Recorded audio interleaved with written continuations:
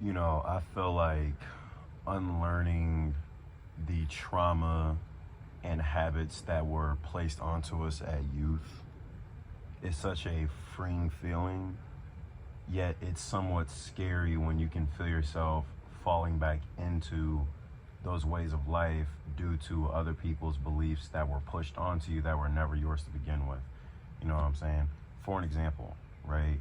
I paint my nails, as y'all know, and I truly enjoy doing it. I enjoy adorning my hands, making them look pretty, keeping my nails long and healthy, and that's just something I enjoy doing. But if you would have asked me at 13 if I had the confidence to do this, I would have said hell no, because not only would the kids at school would have bullied me for it, called me gay, all types of derogatory terms that would have left my confidence in shambles, but even like the people above me in terms of age, the people that I like looked up to in my family and like in my surroundings, would not have approved of me expressing myself in this manner.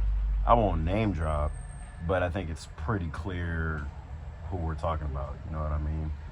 And especially growing up in the hood, and I'm also black, these type of things were very taboo when I was coming up as a teenager and as a young kid. So I never had the confidence to genuinely express myself, and in that aspect I developed a sense of I had to appeal to this way of living in order to be deemed worthy of attention. You know what I mean? Dressing in just basically neutral colors. I had to do my best to keep my emotions more calm. I couldn't really just express myself in every which way that I do now because it wasn't approvable to the people around me back then. You know what I mean?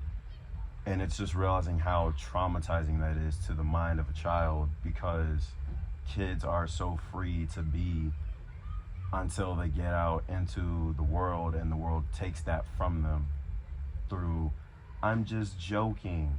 Oh, it's just a joke. He needs to calm down.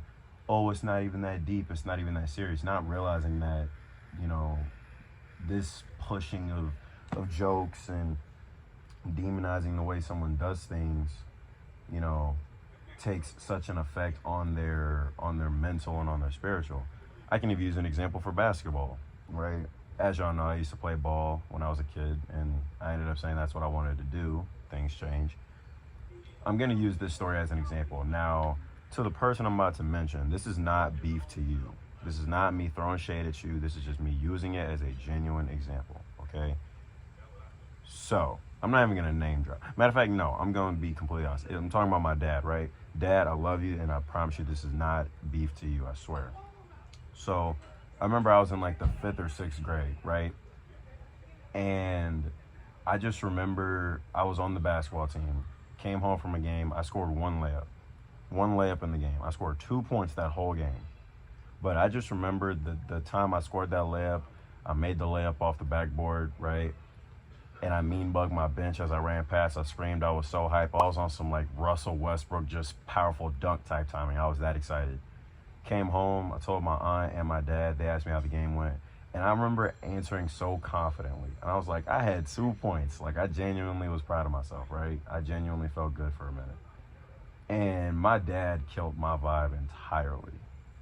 I don't remember what he said, but I just remember he basically was like, that ain't nothing. He basically clowned me. And I was like genuinely hurt. Like, it really hurt my feelings. And I remember my aunt like took up for me on it, and she was like, did he kill your vibe? And I was like, yes. And I'm pretty sure I was crying too. Like, I was genuinely mad. Like, I was like, come on, man. Like, I'm just trying, like, I'm doing what I scored a layup, man. Like, I feel good about myself. Like, this is not helping. And I think that interaction, along with other interactions of other people above me in terms of age, in terms of basketball, also took away from my ability to enjoy the game, because I was always told, you mad tall and you need to stop passing the ball, and you need to take the ball and be the alpha, and you need to score this and that, and you need to, be the dominant and stop being so passive. And I never could enjoy just playing the game how I wanted to, because in my head, I was now feeling like what I enjoyed wasn't enough. And I didn't feel like I could subconsciously, I never thought this consciously, but I never felt like I never felt like I was enough out there, you know? Even if I scored 20 points, it didn't feel like something to be celebrating. It was just more like, all right, now we got to do it again and again and again, or else it's nothing. You know what I mean? And I can remember a prime example of that happening. I was, my senior year, I was on the news, right? In that same game, I scored like 21 points, 21, 23 points. And instead of being excited and like happy that I just had this moment, I literally was just stoic. I'm like, bro, I got to do it again then. I'm just going to have to do it again, or else it doesn't amount to anything. I can't even celebrate this. And everyone around me was celebrating it but me.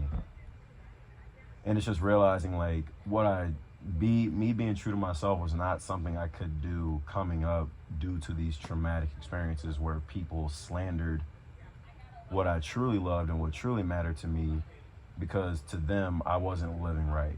You know, I wasn't doing something worthy of doing. From basketball to self-expression, you know, I never felt comfortable or confident enough to just be true to myself, because I allowed what they thought to dictate what I was doing. And it was that way for basically an entire decade.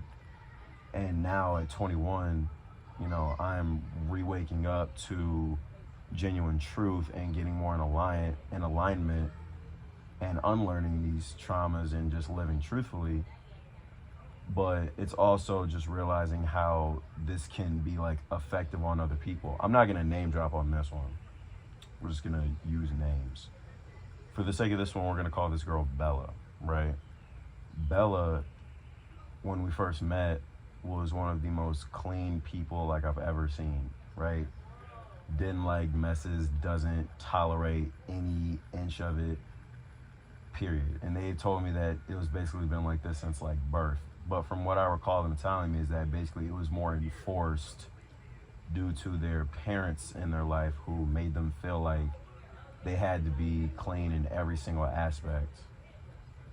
And they basically had to keep in a neat home at all times.